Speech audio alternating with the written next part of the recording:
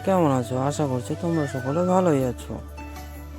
দেরি না করে শুরু করা যাক আমার জীবনের প্রথম মিনি ব্লগ। তোমরা দেখতে থাকো আমি আর বাবা কোথায় যাচ্ছি।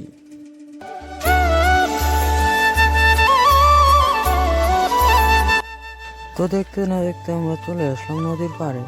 নদীর পাড়ে চলে আসার পর দেখছি কিছু লোক বালি তুলছে। তারপরে আমি আর বাবা আমাদের কাজটা শুরু করলাম। শুরু করার পরে কিছুক্ষণ পরে শেষ হয়ে গেলো। শেষ হওয়ার পরে হয়ে গেলো সন্ধ্যা। সন্ধ্যার পরে আমি চলে গেলাম বাজার। তোমরা দেখতে থাকো আমি বাজারে কিসের জন্য গিয়েছিলাম।